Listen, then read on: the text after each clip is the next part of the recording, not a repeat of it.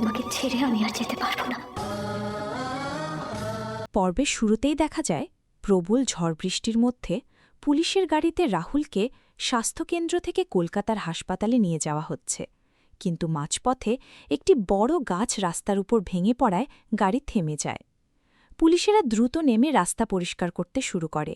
ঠিক তখনই রাহিও গাড়ি থেকে নেমে গাছ সরাতে সাহায্য করতে থাকে। একজন পুলিশ অবাক হয়ে বলে, ম্যাডাম, আপনি কেন কষ্ট করছেন? রাহি উত্তেজিত গলায় বলে, আমাদের হাতে একদম সময় নেই, প্রতিটা মিনিট এখন আমার স্বামীর জীবনের জন্য খুব গুরুত্বপূর্ণ। যত তাড়াতাড়ি রাস্তা পরিষ্কার হবে ততই ভালো। এরপর সবাই মিলে গাছ সরিয়ে আবার কলকাতার উদ্দেশ্যে রওনা দেয়। গাড়ির ভেতরে বসে রাহি মনে মনে প্রার্থনা করতে থাকে, ঠাকুর, আমাকে ফিরিয়ে আনার জন্য তুমি রাহুলকে এত বড় কষ্ট দিলে, এবার তোমাকেই ওকে সুস্থ করে তুলতে হবে। আমি আর পারছি না, সবকিছু তোমাকেই সামলাতে হবে। এই কথাগুলো ভাবতে ভাবতেই রাহি ক্লান্ত হয়ে চোখ বন্ধ করে ফেলে। অন্যদিকে চৌধুরী বাড়ির ড্রয়িং রুমে সবাই উদ্বেগে অপেক্ষা করছিল।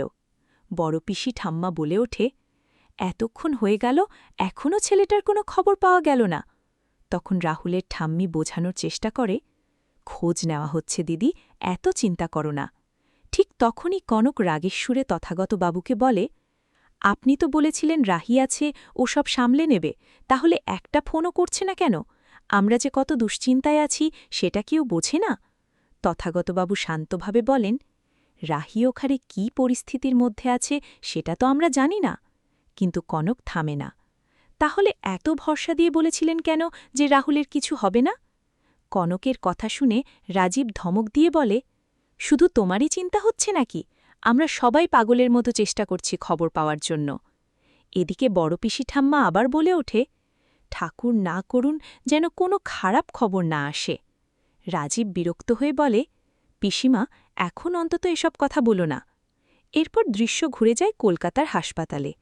রাহি স্ট্রেচারে অচেতন রাহুলকে নিয়ে ছুটে এসে ডাক্তারকে অনুরোধ করে, দয়া করে দ্রুত চিকিৎসা শুরু করুন, ওর পায়ে মারাত্মক চোট লেগেছে। ডাক্তার পরীক্ষা করে বলেন, অপারেশন এখনই করতে হবে, দেরি হলে সমস্যা আরও বাড়বে, এমনকি স্টিলের প্লেটও বসাতে হতে পারে। এই কথা শুনে রাহির মুখ ফ্যাকাশে হয়ে যায়। তখন ডাক্তার তাকে সাহস দিয়ে বলেন, আপনি ভয় পাবেন না, আমরা সর্বোচ্চ চেষ্টা করব আপনার স্বামীকে সুস্থ করে তোলার। এরপরই রাহুলকে ওটিতে নিয়ে যাওয়া হয়। এরপর রাহি ফোন করে রাজীবকে জানায়, বাবা, আমি রাহুলকে কলকাতায় নিয়ে এসেছি, ওর অবস্থা এখনও খুব খারাপ, তোমরা দ্রুত হাসপাতালে চলে আসো। কথা শেষ করেই সে ফোন রেখে দেয়। ফোন পাওয়ার পর চৌধুরী বাড়ির সবাই যেন একটু স্বস্তি পায়, কিন্তু রাহুলের অবস্থা গুরুতর শুনে আবার সবাই উদ্বিগ্ন হয়ে পড়ে। রাজিদ আবেগ নিয়ে বলে, আমরা যেখানে অর্ধেক পথও যেতে পারিনি, সেখানে এই দুর্যোগের মধ্যে রাহিমা একাই রাহুলকে কলকাতায় নিয়ে এসেছে। আমি জানতাম রাহি থাকলে রাহুলের কিছু হতে পারে না। এরপর সবাই দ্রুত হাসপাতালের উদ্দেশ্যে বেরিয়ে পড়ে। তথাগতবাবু শুভকে বলে যায়, তুই দাঁড়িতে থাক, বাড়িতে বয়স্ক মানুষ আছে, তাদের দেখাশোনা কর।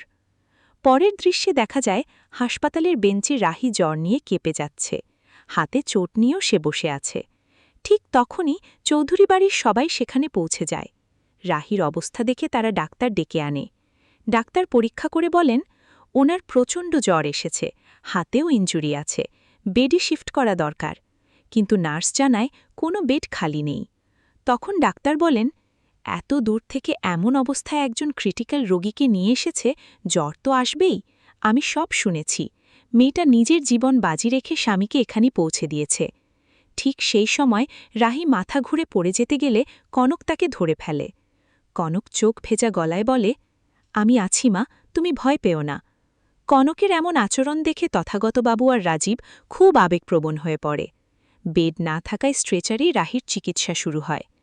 এরপর একজন পুলিশ অফিসার এসে রাজীবকে বলে, আপনার বৌমা অনেক অনুরোধ করে আমাদের রাজি করিয়েছে, এত খারাপ অবস্থার মধ্যেও স্বামীকে নিয়ে এখানে পৌঁছে দিয়েছে।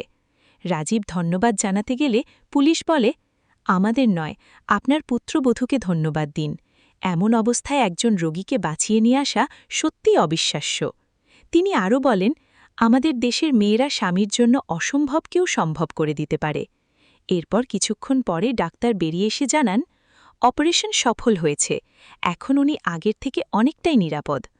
কনক তাড়াতাড়ি জিজ্ঞেস করে, আমি কি ওকে দেখতে পারি?